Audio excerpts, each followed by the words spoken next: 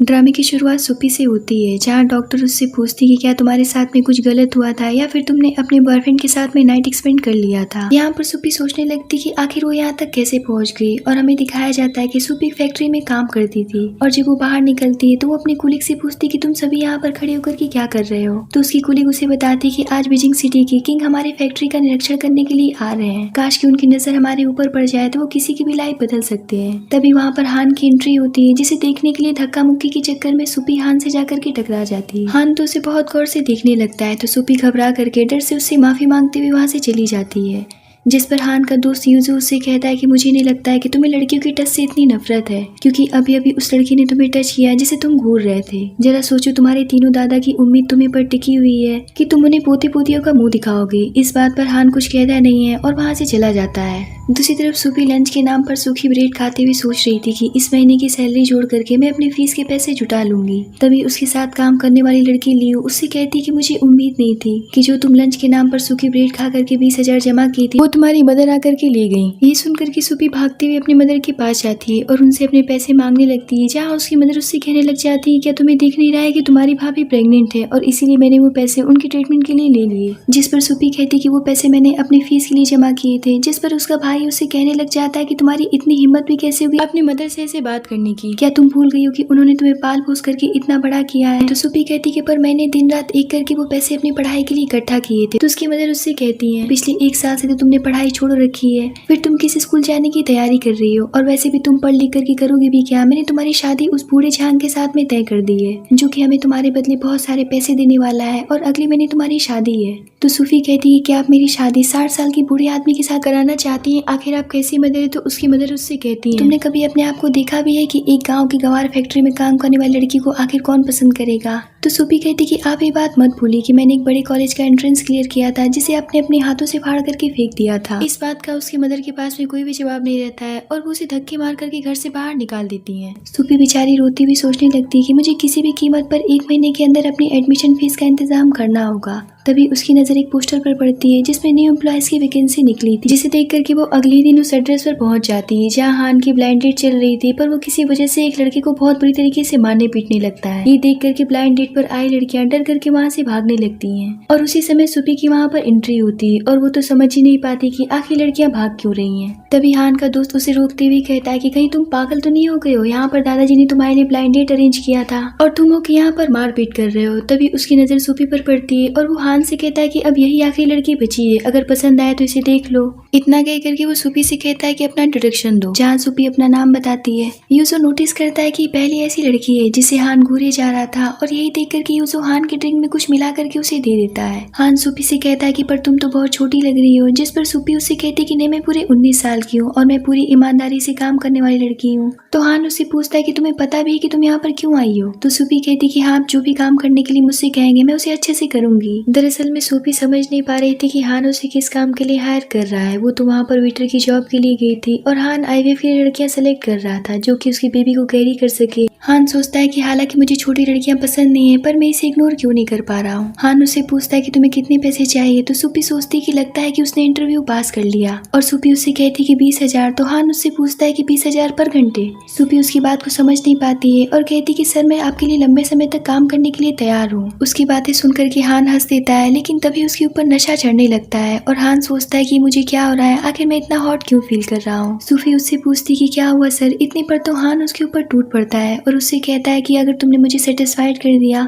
तो मैं तुम्हें 2 मिलियन दूंगा। इतना कह करके वो उसके करीब जाने लगता है। सुफी काफी डर जाती है और कहती है कि आप क्या कर रहे हैं, प्लीज मुझे यहाँ से जाने दीजिए। तो हान उससे कहता है कि क्यों, तुम यहाँ पर यही तो करने आई थी और अब जब मैं नशे में हो गया हूँ तो क्या तुम इस बात का फायदा नहीं उठाना चाहोगी। सुफी कहती कि आप गलत समझ रहे हैं, मैं ये सब नहीं करना चाहती हूँ। उसका डरा हुआ फेस देख करके हान उसे छोड़ देता है। तो सुफी उससे पूछती कि आखिर आपको हुआ क्या है। तो हान उससे कहता है कि मुझे क्या हुआ है इस बात से तुम्हारा कोई भी लेना देना नहीं है, जितनी जल्दी हो सके यहाँ से निकल जाओ। पर सुफी पलट करके देखती कि हान तो खुद को ही चोट पहुंचा रहा था, इसीलिए वो वापस से हान के करीब चली जाती है और खुद को उसके हवाले सौंप देती है, जहाँ हान उसके साथ में नाइट स्पेंड कर बैठता है। अब कहानी प्रेजेंट में आती है और डॉक्टर उससे कहती कि तुम्हें पता भी कि इन बच्चों का फादर कौन है। 3 बच्चे बहुत रेयर होते हैं और तुम बहुत वीक हो, अपने हेल्थ का ध्यान रखना। सुफी कहती है कि ठीक है और वहाँ से बाहर आ जाती है, जहाँ ये बात पूरी फैक्ट्री में आग की तरह फैल जाती है कि सुफी बिना शादी की प्रेग्नेंट हो गई है और लोग तरह तरह की बातें करने लगते हैं और सभी मिलकर के उसे बुली करने लगते हैं, जहाँ यूजो भी उसे देख लेता है और वो वहाँ पर आकर के पूछता है कि क्या ये प्रेग्नेंट है, और सुपी को देख करके पूरी तरीके से शॉक्ड हो जाता है और वो उससे पूछता है कि ये बच्चा किसका है, जिस पर फैक्ट्री की लड़कियां उससे कहने लग जाती है कि सर इसने हमारी फैक्ट्री का नाम खराब कर दिया है, ये बिन ब्याही माँ बन गई है। ये सुनकर के यूजो उन सभी को डांट करके वहाँ से भगा देता है, जहाँ सुपी हान का दिया हुआ क्रेडिट कार्ड यूजो को वापस करके कहती कि आप उन्हें उनका कार्ड वापस कर देना। इतना कह करके वो वहाँ से चली जाती है, जहाँ यूजो अपने आदमी को कॉल करके सुपी के बारे में पता करने के लिए कह करके वहाँ से चला जाता है। इधर सुपी घर आकर के सोचती कि इससे पहले मेरी माँ मेरी शादी उस बूढ़ी छांग के साथ में करवा दे, मुझे ये घर छोड़ करके चले जाना चाहिए, और यही सोच करके वो अपना सामान पैक कर रही होती है। पर तब तक वहाँ पर उसकी मदर भी आ जाती है। दूसरी तरफ हान के तीनों दादाजी उसके लिए एक लड़की को पसंद करने के लिए बुलाए होते हैं, पर हान उसे भी वहाँ से भगा देता है और अपने दादाजी से कहता है कि आज के बाद से मेरे सामने किसी भी लड़की को मत बुलाइएगा।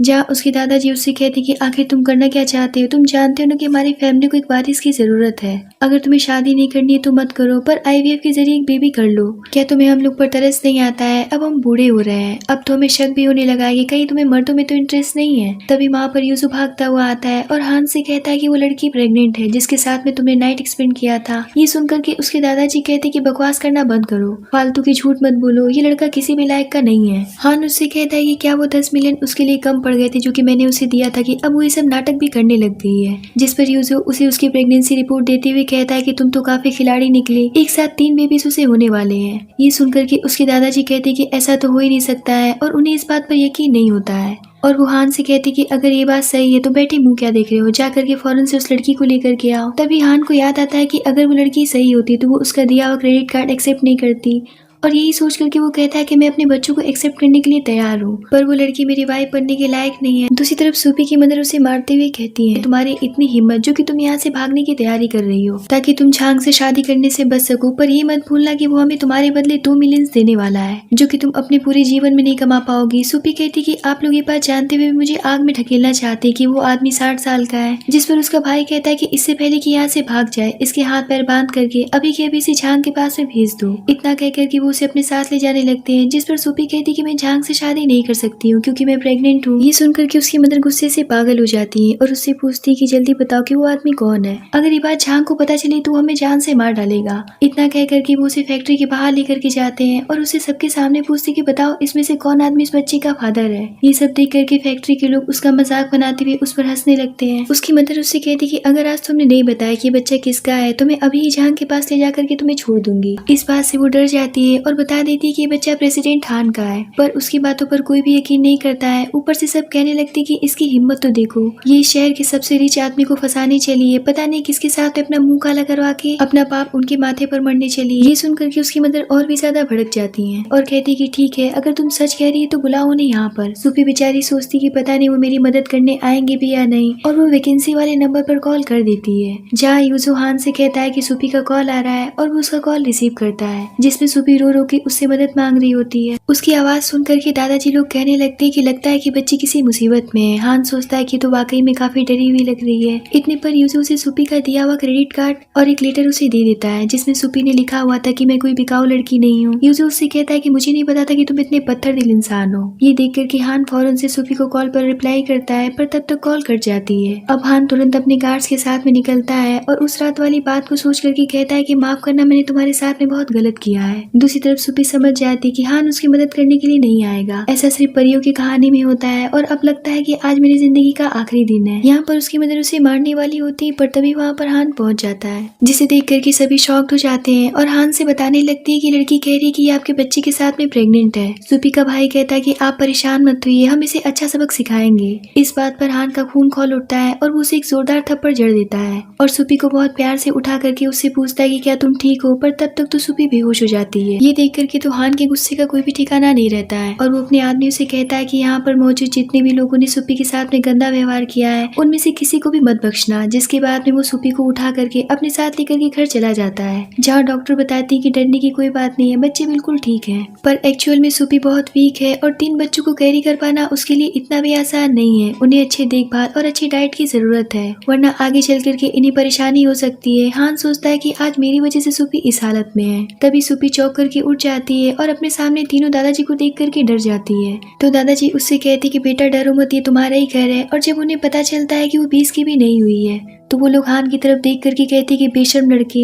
सुपी हान को उसे बचाने के लिए धन्यवाद करती है तो दादाजी कहते कि इसे धन्यवाद करने की कोई जरूरत नहीं है, आज इसी नालायक की वजह से तुम्हें कितना कुछ सहना पड़ा है और तुम तो हमें हमारे खानदान का वारिस देने वाली हो। सुपी कहती है कि आप चाहते हैं कि मैं इन बेबीज को जन्म दूं, तो हान उससे पूछता है कि क्या तुम इस बात के लिए तैयार हो। यहाँ पर सुपी सोचती है कि ये इतनी रिच फैमिली है, पक्का ये बच्चे होने के बाद में उन्हें मुझसे ले लेंगे और फिर मुझे अपने बेबी से दूर होना पड़ेगा। दादाजी कहते कि जरा पोलाइट होकर के बात करो, दिख नहीं रहा है कि वो छोटी है। तो हान कहता है कि मैं अपने बच्चों की माँ से बात कर रहा हूँ, मैं जानना चाहता हूँ कि वो क्या चाहती है। ये सुनकर के दादाजी लोग बाहर चले जाते हैं, जिसके बाद हान उससे पूछता है कि बताओ कि तुम क्या चाहती हो। तो सुपी उससे कहती कि आपने तो देखा ही है कि मेरे हालात ठीक नहीं है और अगर मैं बाहर गई तो लोग मुझे परेशान करेंगे और जीने नहीं देंगे। तो हान उससे कहता है कि तुम्हें क्या लगता है कि मैं तुम्हें अपने बच्चों को यहाँ से ले जाने दूंगा? जब तक बेबीज नहीं हो जाते हैं तुम्हें यहाँ से कहीं भी नहीं जाना है। तुमने देखा नहीं कि मेरे दादाजी लोग कितने बूढ़े हो गए हैं और तुम्हारे पास में हमारे किन परिवार का वारिस है, तो तुम इसके बदले जो भी कुछ मांगना चाहती हो निसंकोच होकर के मांग सकती हो। सुपी कहती कि क्या सच में आप मेरी किसी भी बात को पूरा कर देंगे? उसकी ये बात सुनकर के हान सोचता है कि लगता है कि ये भी उन्हीं लड़कियों की तरह है। पर जब सुपी कहती कि मुझे स्कूल जाना है, ये बात सुनकर के हान पूरी तरीके से शॉक्ड हो जाता है। और दूसरी बात वो ये कहती कि क्या आप बच्चे होने के बाद में मुझे उनसे मिलने देंगे? मेरा मतलब ये कि ज्यादा नहीं, बस महीने में एक बार।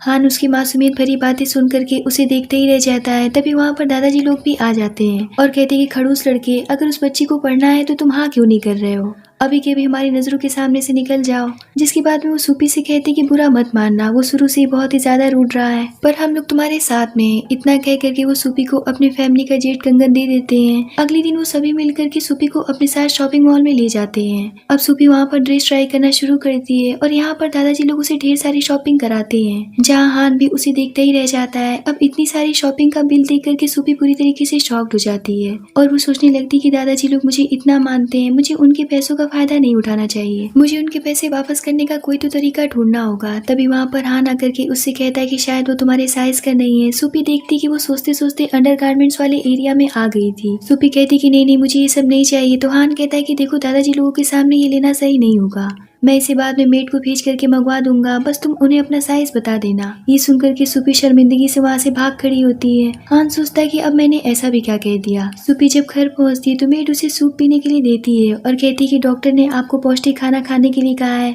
तो वो मेड से पूछती है कि क्या आपको बहुत ही ज्यादा काम करना पड़ता है? तो मेड कहती है कि ऐसी बात तो नहीं है, पर इस घर में पहली बार हम किसी लड़की को देख रहे हैं, इस बात से मैं बहुत ही ज्यादा इमोशनल भी हूँ और हैप्पी भी हूँ। सुपी सोचने लगती है कि बचपन से लेकर के आज तक इतनी केयर मेरी किसी ने भी नहीं की है और ये फैमिली मुझे कितना मानती है। यहाँ पर वो सोचती कि मुझे ऐसे नहीं बैठना चाहिए, मुझे भी घर के काम करने चाहिए और यही सोच करके वो घर के काम करने लगती है। ये देख करके मेड शॉक्ड हो जाती है और भागती हुई सुपी के पास जाती है, पर सुपी तो चुलबुली सी लड़की थी, वो मेड के हाथ में नहीं आती है। तो मेड फौरन से सबको मैसेज करके उसकी हरकतें बता देती है। मैसेज देख करके तीनों दादाजी अपना अपना काम छोड़ करके घर के लिए निकल जाते हैं। मेड भी उसे समझाने लगती कि आप ऐसे काम मत करिए और उसे वहाँ से जाने के लिए कहती है। तो वो उनकी बात मान करके वहाँ से जाने लगती है, पर तभी वो फिसल के गिरने वाली होती है, लेकिन तभी वहाँ पर हान आकर के उसे पकड़ लेता है और उसे बहुत ध्यान से देखने लगता है। दादाजी लोग भी नजारा देख करके खुश हो जाते हैं, जिसके बाद हान उसे उठा करके अपने साथ ले जाता है और कहता है कि मैं नहीं चाहता कि तुम फिर से गिर जाओ। कुछ देर के बाद में सुपी के पास उसकी मदर की कॉल आती है और वो उससे कहती है कि तुम कैसी लड़की हो जो उन गार्ड्स के हवाले हमें करके चली गई और उन्होंने हमें खूब पीटा है। याद रखना मैं तुम्हें किसी को फ्री में नहीं दे सकता हूँ। मुझे किन परिवार से तुम्हारे बदले में 10 मिलियन चाहिए, अगर तुमने पैसे नहीं दिए तो मैं उन पर केस कर दूंगी। इतना कह करके वो कॉल काट देते हैं। तभी वहाँ पर हान उससे कहता है कि क्या हुआ, जिसे देख करके वो चौंक जाती है और उससे पूछती कि आप यहाँ पर क्यों हैं। हान कहता है कि मेरा घर है, क्या मैं यहाँ पर नहीं आ सकता हूँ। इतना कह करके वो उसकी हेयर सही करने के लिए जाता है तो सुपी पीछे हट जाती है और कहती कि पहले मैं उस रात के हादसे के बाद से बहुत परेशान रह चुकी हूँ, अब मुझे ये सब नहीं करना है। तो हान उससे कहता है कि जैसा तुम समझ रही हो मैं वैसा इंसान नहीं हूँ जो मैं तुम्हारे साथ में कुछ गलत करने की सोचूंगा। जिस पर सुपी सोचती कि उस रात तो आपने सारी हदें पार कर दी थी और मेरे ऊपर टूट पड़े थे। सुपी का फेस देख करके हान समझ जाता है कि वो क्या सोच रही है और वो उसे क्रेडिट कार्ड देते हुए वहाँ से चला जाता है। सुपी सोचती है क्या मैं इस कार्ड का यूज करके अपनी मदर को पैसे दे दूं, लेकिन फिर वो सोचती कि मुझे हान के पैसों का यूज नहीं करना चाहिए और यही सोच करके वो वापस से फैक्ट्री पैसे कमाने के लिए जॉब पर चली जाती है, जहाँ सभी उससे कहने लगते कि लगता है कि मिस्टर हान को सेड्यूस करने में नाकामयाब रही, इसीलिए जॉब पर वापस आ गई। इसे लगा था कि ये प्रिंसेस बनकर के मास्टर के साथ में रहेगी, पर ये अपने औकात भूल गई थी। इधर हान कंटिन्यू सुपी को कॉल किए जा रहा होता है। तभी उसका असिस्टेंट भागता हुआ उसके पास में आता है और बताता है कि सुपी पूरे घर में कहीं भी नहीं दिख रही है, ऊपर से उन्होंने आपका दिया हुआ कार्ड भी छोड़ दिया है। ये सुनकर के हान समझ जाता है कि वो जॉब पर वापस चली गई है और वो तुरंत ही वहाँ से निकल जाता है। इधर सभी मिलकर के सुपी को हद से ज्यादा परेशान कर रहे होते हैं। इतना कम नहीं था कि वहाँ पर खड़ा आदमी उससे कहने लग जाता है कि जब तुम किसी के भी साथ नाइट स्पेंड कर सकती हो तो मेरे साथ में क्यों नहीं। इतना कह करके वो भी उसके साथ में बदतमीजी करने लगता है, पर तभी वहाँ पर हान आकर के उस आदमी को एक किक मार करके उसे दूर करता है और कहता है कि तुम्हारी इतनी हिम्मत जो तुम इसे हाथ लगा रहे हो। और वो तत्काल प्रभाव पर कंपनी के डायरेक्टर से लेकर के सारे दुष्ट कर्मचारियों को जॉब से फायर कर देता है और उन्हें अपने गार्ड से पकड़वा कर सुपी के सामने नील डाउन करवा करके उससे कहता है कि जो भी कुछ इन्होंने तुम्हारे साथ में किया है उसकी सजा इन्हें दो। ये सुनकर के सुपी कुछ कहती नहीं है तो हान उसे समझाता है कि मैं ये नहीं कह रहा हूँ कि तुम एक बुरी लड़की बन जाओ, पर इतना भी अच्छा होना सही नहीं है जिससे कि लोग तुम्हें कमजोर समझने लगे। हान की बातें समझ करके सुपी उन्हें एक एक थप्पड़ मारती है, जिसके बाद वो अपने असिस्टेंट से कहता है कि मेरी वाइफ बहुत सॉफ्ट हार्टेड है, वो एक एक थप्पड़ मार के ही बहुत खुश है, पर मैं संतुष्ट नहीं हूँ, इन्हें जम करके सबक सिखाओ। इतना कह करके वो अपने साथ उसे लेकर के बाहर चला जाता है, जहाँ सुपी उसे शुक्रिया करती है तो हान उससे कहता है कि दोबारा से ऐसे बिना बताए कहीं भी मत चली जाना और तुम्हें जॉब करने की कोई भी जरूरत नहीं है। तो सुपी कहती कि पर मुझे सैलरी कैसे मिलेगी। तो हान कहता है कि मैंने तो तुम्हें क्रेडिट कार्ड यूज करने के लिए दिया था, पर तुम उसे यूज क्यों नहीं कर रही हो। तो सुपी कहती है कि वो तो आपके पैसे है ना, जब आप मुझे घर से निकाल देंगे तो फिर मुझे जॉब तो करना ही पड़ेगा। तो हान उससे कहता है कि ऐसा दिन मैं कभी आने नहीं दूंगा। सुपी तो उसकी बात को समझ ही नहीं पाती है, तभी अंदर से आती आवाज सुपी को सुनाई देती है।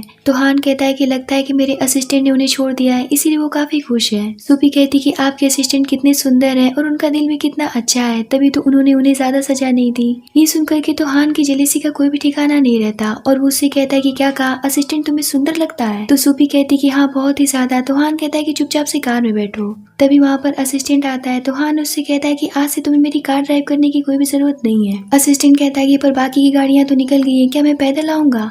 तो हान कहता है कि हाँ तुम पैदल आओ। इतना कह करके वो गाड़ी में बैठ जाता है। सुपी जैसे ही घर पहुंचती तो हान उसे डॉक्टर से दिखाता है, जहाँ डॉक्टर कहती है कि पुराने जख्म अभी ठीक नहीं हुए कि नए जख्म मिल गए। प्रेग्नेंट लड़की को इतनी परेशानी नहीं होनी चाहिए और वो उसे दिन में 2 बार ऑइंटमेंट लगाने की सलाह देती है और हान से कहती कि क्या आप अपनी वाइफ को इसे लगाने में मदद करेंगे। तो हान थोड़ा सा अजीब फील करता है और कहता है कि मुझे कुछ काम है और फिर वो ऑफिस रूम में जाकर के सुपी के बारे में सोच ही जा रहा होता है, जहाँ वो अपने असिस्टेंट से पूछता है कि क्या डॉक्टर लियो का दोपहर में कोई मीटिंग है। असिस्टेंट कहता है कि पर आपने डॉक्यूमेंट्स उल्टे पकड़े हैं। तो हान कहता है कि ध्यान से सोचो, क्या आज डॉक्टर बिजी है। तो असिस्टेंट कहता है कि हाँ याद आया, उन्होंने कहा है कि आज शाम को वो नहीं आ पाएंगी, पर बॉस आपने अभी भी फाइल उल्टी पकड़ी है।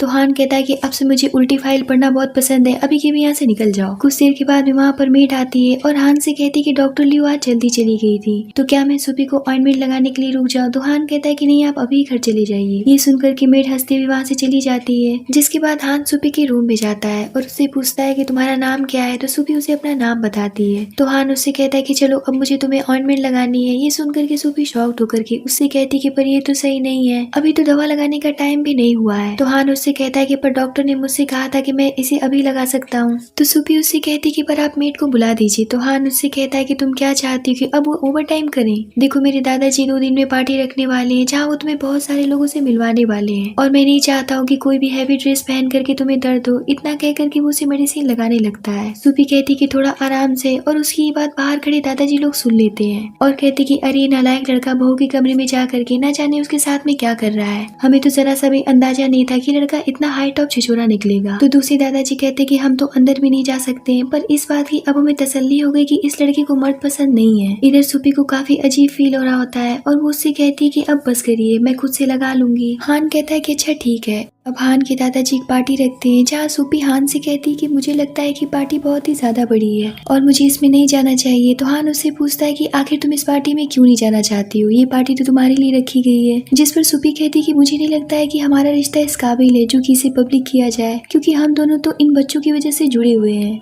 और बेबी होने के बाद में आप मुझे यहाँ से निकाल देंगे तो हम दोनों के लिए सही नहीं होगा। हान कहता है कि ठीक है, तुम कपड़े चेंज कर लो, ज्यादा मत सोचो। इधर पार्टी में दादाजी लोग सबके सामने अपने परपोती की आने की खुशखबरी अनाउंसमेंट कर देते हैं। ये सुनकर के पार्टी में मौजूद सभी लोग तरह तरह की बातें करने लगते हैं कि हमने सुना है कि हान को तो लड़कियां पसंद नहीं थी। कुछ लोग तो ये भी कहने लगते हैं कि हमने तो ये भी सुना है कि हान की मंगेतर एक फैक्ट्री में काम करने वाली गरीब सी लड़की है और इसी बात को लेकर के वहाँ बैठे लोग उल्टी सीधी बातें करने लगते हैं। दूसरी तरफ सूपी के मदर और भाई उसके घर के आसपास छुप करके उसे देख रहे होते हैं, जहाँ गार्ड्स उन्हें देख लेते हैं और कहते हैं कि हमें ऑर्डर्स मिले हैं कि आप जहाँ भी दिखे हम आपकी हड्डी पसली तोड़ करके एक कर दें, इसलिए आप सूपी से दूर रहिए वरना हम मजबूर हैं, हम आपको पीट पीट कर मार डालेंगे। इतना कह करके वो उन्हें मारने के लिए आगे बढ़ते हैं, जहाँ से वो दोनों भाग खड़े होते हैं।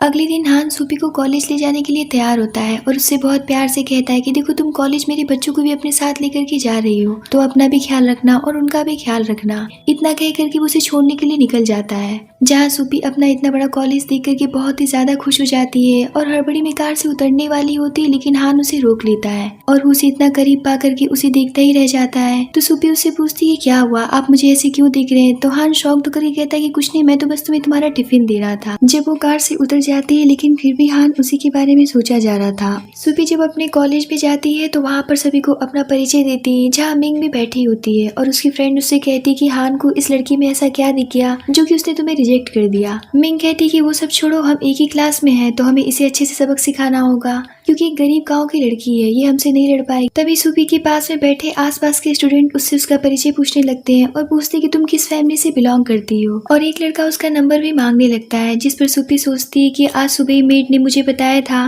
कि उसे कॉलेज में किसी भी लड़के से दोस्ती करने की परमिशन नहीं है। तभी वहाँ पर मिंग की फ्रेंड आती है और उन सभी को बताने लगती है कि क्या तुम लोग नहीं जानते हो कि ये कोई रिच फैमिली से बिलोंग नहीं करती है। इसके फादर एक नंबर 1 के निठल्ले इंसान थे जो कि दिन भर गेम खेल करके पैसे बर्बाद करते हैं और दिन रात ड्रिंक करते हैं। अब सच तुम क्यों नहीं बता रही हो कि तुम्हारे फादर क्या करते हैं और तुम इतनी लग्जरी कार में कैसे घूम रही हो? क्या तुम अपने फादर को भूल गई हो? जिस पर सूपी कहती है कि ये मेरी फैमिली मैटर है, इसमें तुम्हें बोलने की कोई भी जरूरत नहीं है और ना ही मैं किसी को कुछ बताना चाहती हूँ। इतना कह करके वो वहाँ से चली जाती है। सूपी जब लंच करने जाती है तो वहाँ आसपास बैठे सभी स्टूडेंट उसके बारे में बात करने लगते हैं कि हमने सुना है कि किसी की मिस्ट्रेस है जो कि एक अमीर परिवार में रहने लगी है और पैसों के चक्कर में इसने अपने फादर को भी त्याग दिया है और आजकल ये लग्जरी कार में घूमती है और इसका एडमिशन भी उसी अमीर आदमी ने यहाँ पर करवाया है, वरना ये हमारे बीच में बैठने के लायक नहीं है। तभी वहाँ पर बैठी लड़की जिसका नाम यूमी है जो कि मार्शल आर्ट चैंपियन है, वो सूपी के लिए स्टैंड लेती है और उन सभी से कहती है कि तुम सभी को शर्म नहीं आ रही एक लड़की के साथ में ऐसा बर्ताव करते हुए? अगर ज्यादा बकबक करने की कोशिश की तो मैं तुम सभी के पैर हाथ तोड़ करके रख दूंगी। तो वो लोग उससे कहते कि आखिर तुम ऐसी लड़की के लिए हम लोगों से क्यों लड़ रही हो जिसका कैरेक्टर पहले से इतना खराब है। यूमी कहती कि ज्यादा मुझे समझाने की जरूरत नहीं है। तो वो लोग कहते कि ठीक है, तुम मार्शल आर्ट चैंपियन हो इसीलिए हम तुमसे बहस नहीं करेंगे, और इतना कह करके वो लोग वहाँ से चले जाते हैं। जिसके बाद यूमी सूपी से कहती कि आज से हम साथ में लंच करेंगे और तुम्हें कोई भी परेशान करने की हिम्मत नहीं करेगा, क्योंकि अगर किसी ने भी तुम्हें परेशान करने की कोशिश की तो मैं उसके हाथ पैर तोड़ दूंगी। शाम को जब हान घर आता है तो वो देखता है कि सूपी किसी से हंस हंस के फोन पर बात कर रही थी और ये देख करके उसे काफी ज्यादा टेंशन होने लगता है और वो उसके बगल में जा करके बैठ जाता है। लेकिन सूपी चैट करने में इतनी ज्यादा बिजी थी कि वो हान की तरफ नहीं देखती है। तो वो उससे पूछता है कि आखिर तुम किससे इतना बात कर रही हो, जिस पर सूपी फौरन से फोन रख के कहती कि मैं बस एक लड़की से बात कर रही थी, क्या मैं एक लड़की से दोस्ती कर सकती हूँ ना? तो हान कहता है कि बेशक तुम किसी लड़की से दोस्ती कर सकती हो, लेकिन याद रखना कि किसी भी लड़की से तुम्हें बात करने की या दोस्ती करने की परमिशन नहीं है। इधर सूपी के भाई और मदर दोनों ही उसके ऊपर नजर रखे थे और आपस में बात करते कि पिछले एक हफ्ते से हम इस लड़की से मिलना चाहते हैं, लेकिन मिलना तो दूर, गार्ड्स हमें खूब पीट रहे हैं और लात जूतों से भी मार रहे हैं, पर ये लड़की हमारे हाथ में नहीं आ रही है। तभी वहाँ पर मिंग आती है और उनसे कहती है कि मैं आपकी उससे मिलवाने में मदद करूंगी। वहीं हम हान को देखते हैं जो कि किसी का हिसाब किताब बराबर कर रहा था। यूजो उससे कहता है कि यार जब से वो छोटी सी लड़की तुम्हारी लाइफ में आई है तुम तो घर से बाहर निकलना ही छोड़ दी हो और ना ही मुझे तुम देखते हो, पर आज तुम्हें क्या हो गया है? किसी ने तुम्हें प्रोवोक तो नहीं कर दिया है? आखिर तुम किस बात से इतने परेशान हो? कहीं ऐसा तो नहीं कि तुम्हारी वाइफ अब से कॉलेज जाने लगी है तो वो तुम्हारे ऊपर ध्यान नहीं देती है? पर दोस्त होने के नाते मैं तुम्हें एक बात बता देना चाहता हूँ कि कॉलेज में ब्यूटीफुल लड़के रहते हैं, कहीं ऐसा ना हो कि वो उन्हें अपना दिल दे बैठे, फिर पता नहीं तुम्हारा क्या होगा। इस बात को अच्छे से सोच लेना। ये सब सुनकर के हान वहाँ से जाने लगता है। तो यूजो उससे पूछता है कि तुम कहाँ जा रहे हो? तो हान कहता है कि मैं कॉलेज जा रहा हूँ, मुझे वहाँ पर डोनेशन देना है। इतना कह करके वो वहाँ से जाने लगता है। तो यूजो सोचता है कि आखिर इस लड़की को हो क्या गया है, इसे तो इतना जेलस फील करते हुए मैंने कभी भी नहीं देखा था, लगता है कि इसे पक्का प्यार हो गया है। वहीं दूसरी तरफ मिंग सूपी के मदर और भाई दोनों को कॉलेज ग्राउंड में पहुंचा देती है, जहाँ वो तमाशा खड़ा कर देती लेते हैं और बीमार होने का नाटक करने लगते हैं और उससे कहती कि चुपचाप मेरे साथ घर चलो। तो सूपी कहती कि मैं आप लोगों के साथ में कभी भी घर नहीं जाऊंगी। जहाँ उसका भाई उससे कहने लग जाता है कि न जाने तुम कितने लोगों के साथ में सोई हो, लेकिन फिर भी मदर तुम्हें एक्सेप्ट करने के लिए तैयार है। आखिर अब तुम किस बात का इंतजार कर रही हो। तो सूपी कहती कि आखिर आप लोग मेरी इतनी बदनामी क्यों कर रहे हैं, आप लोग मुझे क्यों नहीं जीने देना चाहते हैं। तभी वहाँ पर हान आता है और ये तमाशा देखने लगता है, जहाँ उसकी मदर सूपी से कहती है कि आज तुम्हारी वजह से मेरा ये हालत हुआ है, तुमने मुझे समाज में मुंह दिखाने के लायक नहीं छोड़ा है और जाकर के किसी अमीर आदमी के साथ में रहने लगी हो जो कि तुमसे एज में बड़ा है। इतना कह करके वो रोने लगती है और जमीन पर बैठ करके कहने लग जाती है कि जल्दी से मुझे पैसे दो, क्या तुम्हें दिख नहीं रहा है कि तुम्हारी भाभी की डिलीवरी होने वाली है, अगर तुमने मुझे जल्दी पैसे नहीं दिए तो मैं यहाँ पर और भी ज्यादा नौटंकी करूंगी। सूपी कहती है कि आपको शर्म नहीं आ रही है ऐसी बातें करने में, अब तो मुझे आपको माँ कहने में भी शर्म आ रही है। ये सब देख करके वहाँ पर खड़े सभी स्टूडेंट सूपी को भला बुरा कहने लगते हैं और कहते कि कैसी लड़की है, ऐसी लड़की को तो हमारे कॉलेज में होना ही नहीं चाहिए। ये सब सुन करके सूपी काफी दुखी हो जाती है और रोने लगती है। तभी वहाँ पर हान आता है, जिसे देख करके वो दौड़ करके उसे हक कर लेती है। जहाँ प्रोफेसर सबको डांटते हुए कहते कि अपने अपने क्लास में जाओ और उन सभी को वहाँ से भेज देते हैं। जिसके बाद सूपी की मदर हान से कहती है, अब जैसा कि आपने मेरी बेटी को अपने साथ रख लिया है और आप उससे शादी करने जा रहे हैं, तो नियम के अनुसार सगाई के तौर पर आपको मुझे कुछ गिफ्ट देना पड़ेगा। तो हान कहता है कि आपको शर्म आनी चाहिए ऐसी बात करने में भी, पहले तो आपने अपनी बेटी की इतनी बदनामी की है और आप अब मुझसे पैसे मांग रहे हैं। इतना कहकर के हान उन्हें फिर से अपने गार्ड्स के हवाले कर देता है और कहता है कि इन्हें अच्छे से इनका गिफ्ट दे दो। जिसके बाद तो गार्ड्स उन्हें बल भर पीटते हैं। जिसके बाद वो सूपी को लेकर के घर जाने लगता है, पर सूपी तो कार में सो जाती है। तो हान उसे बहुत गौर से देखने लगता है। जिसके बाद सूपी चौंक करके उठती है तो वो अपने सामने हान को पा करके उससे पूछती कि आप यहाँ पर क्या कर रहे हैं। तो हान उससे कहता है क्योंकि ये मेरा कमरा है। तो सूपी उससे पूछती कि पर मैं आपके कमरे तक कैसे पहुँच गई। जिस पर हान उसे बताता है कि दादाजी ने कहा है कि इन दिनों तुम्हें बुरे सपने आ सकते हैं, इसीलिए मैं तुम्हें यहाँ पर उठा लाया। तो सूपी कहती है क्या आप भी ऐसी बातों पर यकीन करते हैं। हान कहता है कि मैं ऐसी बातों पर यकीन तो नहीं करता हूँ, पर तुम यहाँ पर रह सकती हो, मुझे कोई प्रॉब्लम नहीं है। तो सूपी कहती है कि मुझे लगता है कि मुझे अपने कमरे में जाना चाहिए, मैं वहीं पर अच्छे से सो सकती हूँ। इतना कह करके वो वहाँ से जाने लगती है, जिस पर हान उसे पकड़ करके उठा लेता है। तो सूपी कहती है कि आप क्या कर रहे हैं। तो हान उसे बेड पर रख करके उससे कहता है कि बस बहुत हुआ। तो सूपी उससे कहती है कि मेरे साथ में ऐसा वैसा करने की कुछ सोचेगा भी मत। जिस पर हान उसे कहता है कि देखो मेरे बच्चे मुझे बहुत प्यारे हैं और तुम अभी इस सिचुएशन में नहीं हो कि तुम अकेले सो सको, इसलिए मुझे अपनी देखभाल करने दो और मैं तुमसे प्रॉमिस करता हूँ कि मैं तुम्हारे साथ कुछ भी नहीं करूंगा। ये सुनकर के सूपी सो जाती है। तो हान उसके बगल की खाली जगह देखने लगता है और सोचता है कि पता नहीं लड़की मुझसे इतनी दूर क्यों भागती है, लगता है कि इसके दिल से डर अभी तक नहीं निकल पाया है। अगले दिन यूजो हान से कहता है कि मैं देख रहा हूँ कि तुम उस छोटी लड़की के प्यार में पागल होती जा रहे हो। तो हान उससे कहता है कि तुम कुछ ज्यादा ही बकवास नहीं करने लग गए हो। यूजो कहता है कि मैं देख रहा हूँ कि पिछले एक हफ्ते से तुम दोनों साथ में हो, पर एक बेडरूम में नहीं सो रहे हो। ऊपर से तुम्हारी वाइफ स्कूल भी जा रही है और अभी तक तुम्हें किस तक नहीं मिला है, और तुम मुझे यहाँ पर आकर के मेरे साथ में मुक्केबाजी कर रहे हो। देखो स्कूल में कम एज के बहुत सारे लड़के हैं, कहीं उनमें से अगर उसे कोई पसंद आने लग गया तो तुम्हारे जैसे रूड अंकल को छोड़ करके भाग जाएगी। हान कहता है कि बस करो। तो यूजो उससे कहता है कि अगर वाकई में तुम उसे पसंद करते हो तो उसके आसपास रहने की कोशिश करो और उसके स्कूल जाते रहो, इतना भी जिद्दी बनने की जरूरत नहीं है। इस बात को अब एक्सेप्ट कर लो कि तुम उससे प्यार करने लगे हो। इधर स्कूल में सभी को पता चल जाता है कि एक्चुअल में सूपी हान की फियांसी है और उसके बारे में जो भी कुछ गलत बातें फैलाई गई थी वो सभी का अफवाह थी। अब सूपी की फ्रेंड को भी पता चल जाता है कि सूपी प्रेग्नेंट है और वो उससे पूछने लगती है कि बताओ ना कि तुम दोनों कैसे मिले। तो सूपी उससे कहती कि सच कहूँ तो ये सब बस एक एक्सीडेंट था। इधर हान से रहा नहीं जाता है और वो भी सूपी की क्लास के बाहर पहुंच जाता है, जहाँ यूमी कह रही होती कि 3-3 बच्चों को पालना बहुत मुश्किल होगा, मुझे भी अपना एक्सपीरियंस बताओ ना। तो सूपी कहती कि पागल ऐसी बातें नहीं पूछते हैं। यूमी उससे पूछती कि अच्छा ये बताओ कि हान तुम्हें कैसे लगते हैं। हान भी ये सारी बातें सुन रहा होता है। तो सूपी कहती कि पता नहीं, मैंने अभी तक सोचा नहीं है। यूमी कहती कि अच्छा मैं समझ सकती हूँ कि ज्यादा एज वाले लड़के अजीब होते हैं, अगर तुम्हें कोई और पसंद आ जाए तो मुझे बता देना। ये सुन करके तो दोनों को ही सदमा लग जाता है। सूपी जब पीछे पलट करके देखती है तो हान को देख करके शर्मा जाती है और वहाँ से भाग जाती है। जिस पर हान भी उसके पीछे जाता है और पूछता है कि तुम वहाँ से क्यों भागी और अपना फेस क्यों छुपा रही हो। तो सूपी उससे कहने लगती कि मैंने ऐसा कभी भी नहीं कहा था कि मैं किसी और को पसंद करूंगी। तो हान कहता है कि मैं जानता हूँ। तो सूपी कहती कि मेरी दोस्त तो बस मजाक कर रही थी, प्लीज उसकी बातों का बुरा मत मानिएगा। तो हान कहता है कि ये भी बात मैं तुम्हारी मानने के लिए तैयार हूँ, पर मुझे उसके बदले कुछ चाहिए। तो सूपी कहती कि क्या चाहिए।